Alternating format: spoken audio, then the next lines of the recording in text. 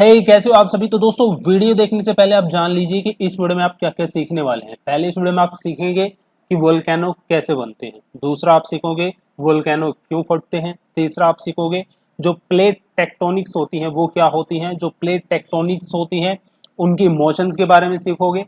साथ के साथ आप सीखोगे कि सबसे ज्यादा दुनिया में वोल्केनो जो पाए जाते हैं वो रिंग ऑफ फायर में ही क्यों पाए जाते हैं। रिंग ऑफ फायर जो कि पैसिफिक ओशियन में क्षेत्र पड़ता है वहीं पर सबसे ज्यादा ज्वालामुखी क्यों पाए जाते हैं।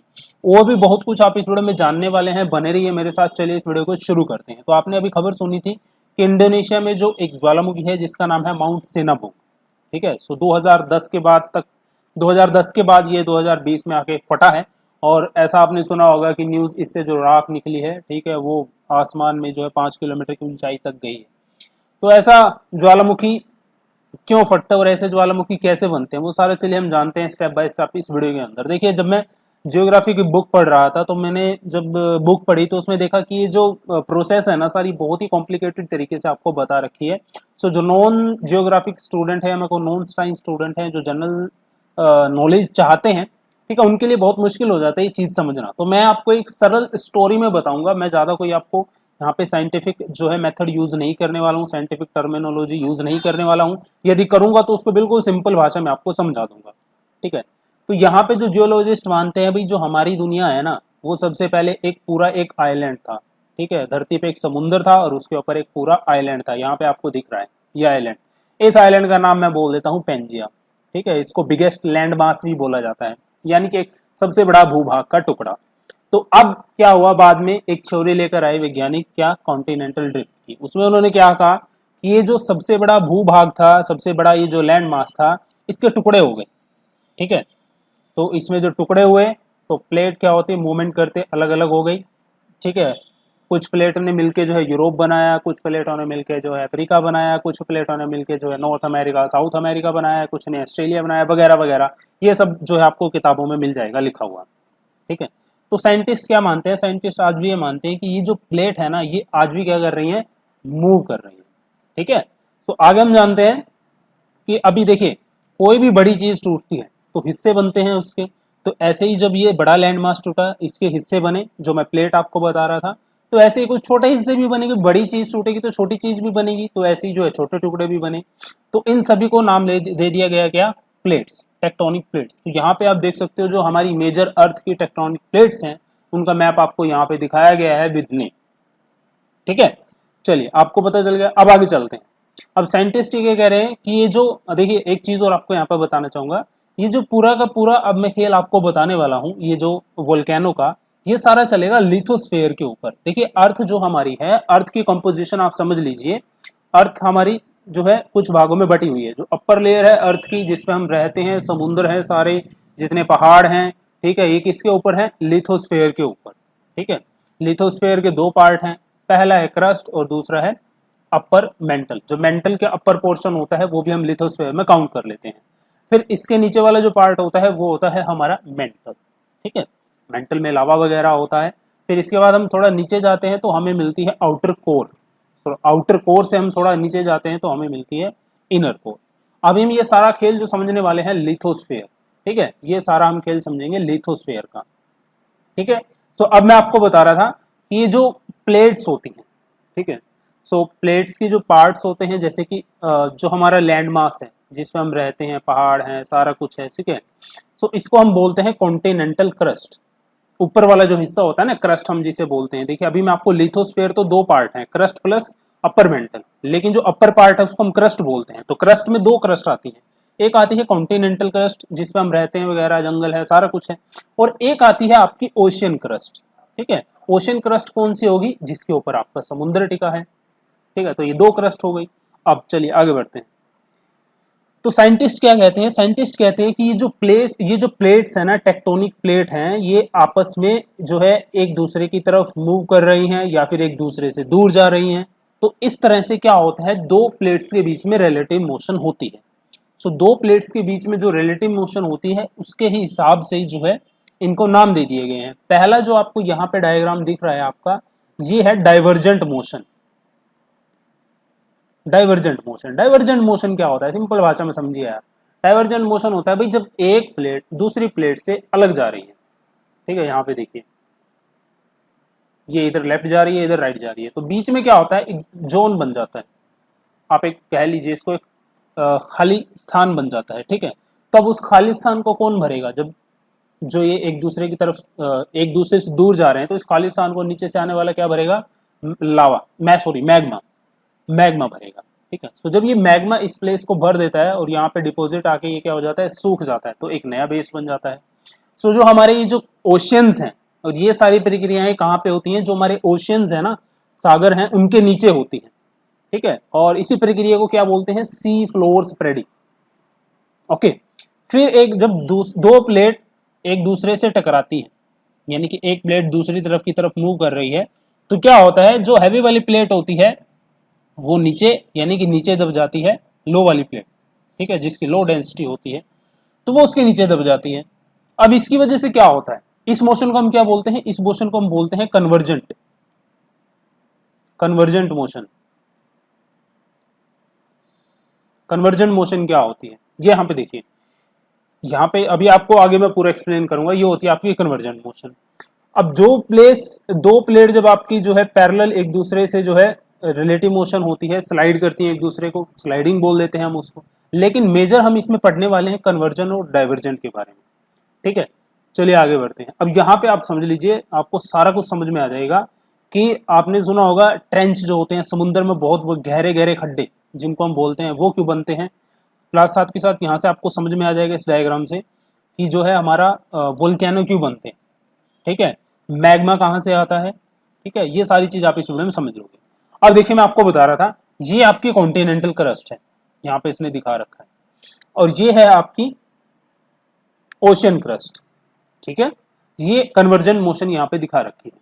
अब देखिए, ये आपने देखा होगा, ये जो आपका ओशियन क्रस्ट है ये नीचे दब गया। ठीक है, इसने कर्व शेप ले ली, और इसके ऊपर कौन है, कॉन्टिनेंटल क्रस्ट है। ठीक है, सो जब ये नीचे दबता है तो क्या होता है, आप देखिए जो आपकी ओशन क्रस्ट है उसके ऊपर तो पानी है, तो जैसे जैसे ये जितना नीचे दबती जाएगी, तो जो समुद्र का पानी होगा, जो खड्डा बनेगा, वो भी उसमें चलता जाएगा। तो एक प्लेस होएगा जहां पे आके जो कॉन्टिनेंटल क्रस्ट और जो आपकी जो है, आप कह लीजिए, हम इसको क्या बोल रहे थे, ओशन क्रस्ट, ठीक है, मिल जाएंगे नीचे, सबडक्शन, खड्डा बनता जाएगा और एक टाइम पे नीचे वो मिल जाएगी। तो जितना पानी उसके अंदर बन रहा है, एक तरीके का वो क्या बन गया, खड्डा बन गया, उसको हम क्या बोल देते हैं, ट्रेंच बोल देते हैं। तो यहाँ पे ये जो बन रही हैं, इनको हम बोलते हैं ट्रेंच। बिल्कुल सरल भाषा में बता रहा हूँ भाई, ठीक है, मैं कोई जियोग्राफी वाली लैंग्वेज आपके लिए नहीं यूज कर रहा कि आपके पल्ले ही ना कुछ पड़े, सिंपल भाषा में, क्योंकि हम यहाँ इसको एज ए जीके पढ़ रहे हैं। यहाँ पे मैं कोई आपको यूपीएससी लेवल पे नहीं पढ़ा रहा हूँ कि आपके लिए साइंटिफिक टर्म में यूज करूँ। ठीक है, ये बात आप समझ लीजिए। दूसरा क्या होता है, ये जो आपकी ओशियन क्रस्ट इसके नीचे दबती है, तो अब नीचे क्या है, मेंटल है, लावा है, बहुत ज्यादा क्या है, टेम्परेचर है। तो जैसे जैसे ये नीचे दबती जाती है, प्लस जो प्लेट की मोशन हो रही है उसकी वजह से भी क्या होता है, घर्षण पैदा होता है, हीट पैदा होती है। अब ये जो हमारी ओशियन क्रस्ट होती है, इसमें क्या होते हैं, वाटर मोलिक्यूल्स होते हैं, वो भी क्या हो जाते हैं, ये जो रॉक्स होती है ओशियन क्रस्ट, ये रिलीज कर देती है। तो ये वाटर मोलिक्यूल्स रिलीज हो जाते हैं, प्लस की प्लस जो आपका मेंटल का टेम्परेचर होता है, जिसकी वजह से क्या होता है, जो हिस्सा सबडक्ट होके ओशियन क्रस्ट का अलग हो जाता है, वो क्या कर देता है, वो मेल्ट होना शुरू हो जाता है। मेल्ट होना, जिसे हम फ्लक्स मेल्टिंग बोलते हैं। क्या बोलते हैं, फ्लक्स मेल्टिंग। ठीक है, ये मेल्ट क्यों हो रहा है, मैंने अभी आपको बताया कि जो इसने वाटर रिलीज किया, उसकी वजह से ये क्या कर देता है, जो इसके अंदर मोल्टन मटेरियल होता है ओशन क्रस्ट के अंदर, उसका मेल्टिंग पॉइंट लो कर देता है, जिसकी वजह से वो पिघलना शुरू हो जाता है। अब ये पिघल रहा है, तो पिघल के ये क्या बनाएगा दोस्तों, ये बनाएगा मैग्मा। क्या बनाएगा, मैग्मा। और जब ये मैग्मा जो है, इसको जो है ऊपर आने की जगह मिल जाएगी, तब वहां से क्या बनेगा, आपका वोल्केनो बनेगा। ठीक है, ये चीज में समझ में आ गई आपको, वोल्केनो बनता क्यों है कन्वर्जेंट जोन में। और डाइवर्जेंट जोन में तो मैंने आपको बताया था, एक प्लेट लेफ्ट जाएगी, एक प्लेट राइट जाएगी, नीचे का जो मैग्मा होगा, जिसको स्थान मिलेगा, वो ऊपर आ जाएगा, ऊपर आके वो ठंडा हो जाएगा, एक नया बेसिन यहाँ पे बना लेगा। ठीक है, ये होता है आपका डाइवर्जेंट जोन में। लेकिन देखिए, एक दो चीज होती है जो आपका कन्वर्जेंट मोशन होती है, ये जो कन्वर्जेंट मोशन है ये होती है डिस्ट्रक्टिव मोशन, क्योंकि इसमें जो सबडक्शन प्लेट होती है वो टूट जाती है। और ये होती है आपकी कंस्ट्रक्टिव, जो डाइवर्जेंट मोशन होती है वो होती है कंस्ट्रक्टिव। क्यों होती है, क्योंकि इसमें नया बेसिन बन रहा है, नीचे से लावा आ रहा है, वो ऊपर आके ठंडा हो रहा है, जिसकी वजह से आपका क्या हो रहा है, नया बेस बन रहा है। तो ये याद रखिएगा, डिस्ट्रक्टिव और कंस्ट्रक्टिव, ये भी आपसे जनरल नॉलेज में पूछ सकता है। ठीक है, अब आपको समझ आ गया ट्रेंच क्यों बनते हैं, खड्डे आप एक तरीके से सिंपल भाषा में बोल लीजिए क्यों बनते हैं। जैसे मरीना ट्रेंच हो गई, आपकी सुंडा ट्रेंच हो गई, ये सारी क्यों बनी है, ये कन्वर्जेंट की वजह, कन्वर्जेंट मोशन की वजह से बनी है। चलिए आगे बढ़ते हैं। अब मैं आपको बता रहा था, मैंने आपको एक फोटो दिखाई थी ये वाली, ये प्लेट्स की, मैंने आपको बताया था ना कि प्लेट्स की रिलेटिव मोशन, ठीक है। तो कन्वर्जेंट जहां पे सबसे ज्यादा होगा प्लेट्स के अंदर, बताइए जहां प्लेटों में कन्वर्जन सबसे ज्यादा होगा, तो कन्वर्जेंट की वजह से वहां पे सबसे ज्यादा ट्रेंच यानी कि खड्डे भी बनेंगे, समुद्री खड्डे आप उनको बोल सकते हैं। ट्रेंच बनेंगे तो साथ के साथ वहां पे क्या होगा, सबडक्शन होगा किसका, ओशियन क्रस्ट का। अगर ओशियन क्रस्ट का सबडक्शन होगा तो जाहिर सी बात है वहां पे ज्वालामुखी भी बनेंगे। तो ये सबसे ज्यादा जो चीजें होती हैं, ठीक है, ये सारी की सारी होती हैं पैसिफिक ओशियन में। क्यों होती हैं, देखिए एक चीज और यहां पे मैं बताना चाहूंगा आपको, जब दो प्लेट आपस में मिलती है, ठीक है, तो जो पॉइंट ऑफ कांटेक्ट होता है उनको हम बोलते हैं प्लेट बाउंड्री। समझ में आ गया, प्लेट बाउंड्री। तो सबसे ज्यादा प्लेट बाउंड्री जो है वो पैसिफिक ओशन के इस रीजन में है। यहां पे आपको जो रेड कलर का दिखा रखा है, तो यहां पे सबसे ज्यादा कन्वर्जेंट होता है और यहां पे सबसे ज्यादा प्लेट बाउंड्री है। इसलिए यहां पे सबसे ज्यादा आपको विश्व के ट्रेंच मिलेंगी, आपको 90% से ज्यादा पूरे विश्व के वोल्केनो यहां पे मिलेंगे। तो इसीलिए इसको रिंग ऑफ फायर बोला जाता है। तो वैसे किताबों में पढ़ेंगे रिंग ऑफ फायर, पता नहीं क्या क्या इसको एक्सप्लेन कर रखा है, सिंपल भाषा में समझिए कि रिंग ऑफ फायर आपका ये समझ में आ गया। तो देखिए यहाँ पे आपको तरह तरह के ट्रेंच जो विश्व की हैं सारी यहाँ पे नाम लिखे हुए हैं, पढ़ सकते हैं। तो इसलिए यहाँ सबसे ज्यादा ट्रेंच पाई जाएंगी, सबसे ज्यादा ज्वालामुखी भी यहीं मिलेंगे, सबसे ज्यादा भूकंप भी यहीं आएंगे। चलिए आगे बढ़ते हैं। ये है जोन मैंने आपको बता रहा था जो, ठीक है, रिंग ऑफ फायर की। आगे हम बढ़ते हैं, जो हमारा वोल्केनो होता है, वोल्केनो जो फटता है, जो गैस रिलीज होती है, एशिज रिलीज होती है, वोल्केनो में किस टाइप की गैस आपको मिलेगी, उसमें मिलेगी आपको water vapour, carbon dioxide, sulphur dioxide, hydrogen chloride, hydrogen fluoride, hydrogen sulphide. तो ये प्रमुख गैसें होती हैं जो ज्वालामुखी के एशिज धुएं में आपको मिलेगी। अब हम देखते हैं जो ज्वालामुखी होता है उसके कितने टाइप होते हैं। भाई सिंपल सी बात है यार, जो मैग्मा होता है ना, जब वो बाहर निकलता है, ठीक है, सो अब देखिए, मान लीजिए ये आपकी धरती है, पहले डायग्राम में देखिए यार आपको, ठीक है, नीचे लावा है आपका यहाँ पे, ठीक है, यदि इसको मान लीजिए कोई दरार वगैरह आपकी मिल गई और ये जो है लावा बाहर निकलेगा। आपने कई बार वीडियोस में देखा होगा लावा ना फाउंटेन जैसे हमारा पानी का फुहारा होता है ना, उस टाइप से बाहर निकल रहा होता है कुछ जगह से। आपने जो है जियोग्राफी चैनल पे वीडियो भी देखी होंगी। तो उस तरीके के जो लावा बाहर निकलता है उसको हम बोलते हैं फीजर वोल्केनो, ठीक है, आई बात समझ में, उसको हम क्या बोलते हैं, फीजर वोल्केनो।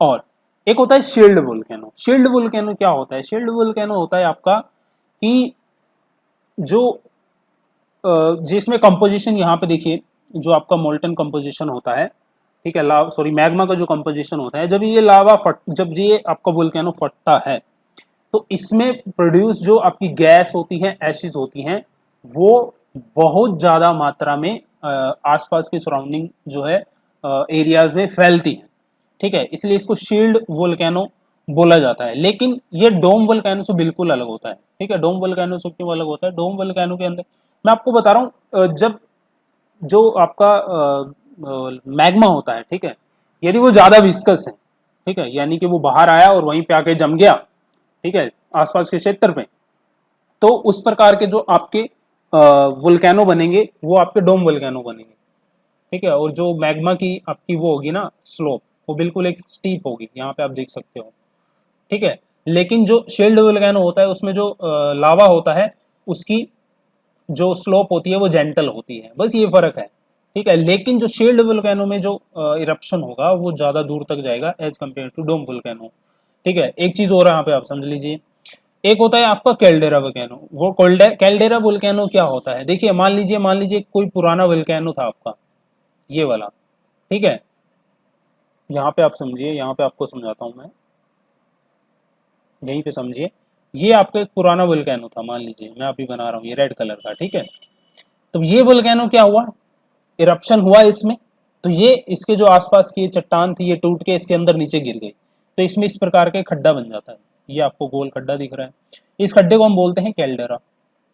अब ये खड्डा तो बन गया, तो क्या होता है, ये जो आसपास की चट्टान इसके टूट के अंदर गिर जाती है तो ऊपर का हिस्सा जो होता है दब जाता है, यानी कि अब जो नीचे इसके अंदर मैग्मा है उसको ऊपर आने का स्थान नहीं मिल रहा। ठीक है, तो ये नीचे ही बना रहता है, कंपोजिट इसका नीचे ही रहता है, तो ऊपर नहीं आता। इस प्रकार का जो आपका वोल्केनो होता है उसे हम कैल्डेरा वोल्केनो बोलते हैं। ठीक है, कंपोजिट वोल्केनो क्या होता है कि ये जो वेंट होती है, ठीक है, तो उसमें जो ये मैग्मा होता है ये और भी जो है जो चट्टान होती है जिसमें से ये आपको वेंट दिखाई दे रही है, तो और भी इसकी जो है छोटी छोटी पाइप टाइप की जो है ये रास्ते ढूंढ लेता है चट्टान के अंदर और यहाँ से भी फट के बाहर निकलने लगता है। इस प्रकार का जो वोल्केनो होता है उसको हम कंपोजिट वोल्केनो बोलते हैं। तो ये आपके वोल्केनो के टाइप होते हैं। जनरली आपसे ये एग्जाम्स के अंदर नहीं पूछे जाते, जनरली जो आपसे रीजन पूछे जाते हैं वो मैं आपको कभी बता चुका हूँ कि वोल्केनो कैसे बनते हैं, प्लेट टेक्टोनिक्स क्या है, ठीक है, जो गैसेस होती हैं वोल्केनिक इसका कंपोजिशन क्या है। एक चीज़ और यहाँ पे आप समझ लीजिए, मैं कभी तो मैग्मा बोल रहा हूँ कभी मैं लावा बोल रहा हूँ, इसके बीच में डिफरेंस क्या है। जो आपका जब तक जो मैग्मा अंदर होगा, ठीक है, ठीक है, उसको हम मैग्मा बोलते हैं, लेकिन जब वो फट के बाहर आ जाता है पृथ्वी पे उसको हम लावा बोलते हैं। बस ये डिफरेंस है और कोई डिफरेंस नहीं। आया समझ में। अब हम इंडोनेशिया वाले इसकी बात कर लेते हैं माउंट सेनबर्ग की। तो माउंट सेनबर्ग का ये भाई जो ज्वालामुखी फटा है, ठीक है, ये 2010 के बाद अब तक 2013 में भी ये फटा था, ठीक है, तो अब ये 2020 में फटा है। फिलहाल इससे कोई ऐसी इंजरी नहीं हुई है, ठीक है, जिससे कोई अभी ना ही व्यक्तियों को डिस्प्लेस किया गया है। आसपास के क्या होता है कि जब कोई ज्वालामुखी फटता है तो राख इतनी फैल जाती है आसपास के क्षेत्र में कि लोगों को वहां से एक स्थान से दूसरे स्थान पे शिफ्ट करना पड़ता है। तो यहाँ पे अभी इतने ज़्यादा लोगों को तो डिस्प्लेस नहीं किया गया इसकी वजह से, लेकिन हम ये कह सकते हैं इससे जो राख वगैरह निकली है वो आसमान के जो है 5 किलोमीटर ऊंचाई तक गई है। ठीक है, अब कोई भी वोल्केनो हो जाइए, क्या होता है कि इतने साल क्यों लग जाते हैं किसी वोल्केनो को फटने में, ये चीज़ भी आप थोड़ा सा समझ लीजिए। फॉर एग्जाम्पल यार ये एक वोल्केनो है,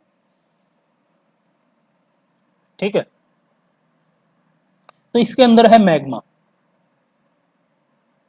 ठीक है, तो टाइम के साथ क्या क्या क्या होता है, ये जो मैग्मा होता है ना, तो इसके आसपास क्या होता है, ये मैग्मा तो बहुत गर्म होता है, तो इसके आसपास की जो गैस होती है वो भी क्या होती है, गर्म होती है। तो ये प्रोसेस एक दिन में नहीं होता, ये प्रोसेस ऐसे निरंतर चलता जाता है।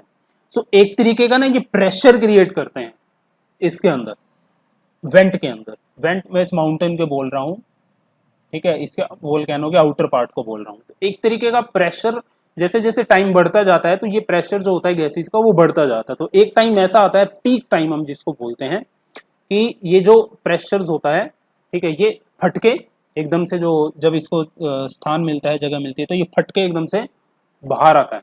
ठीक है, तो इसलिए जो इसके अंदर का मैग्मा होता है तो वो भी क्या होता है, बाहर आने लगता है।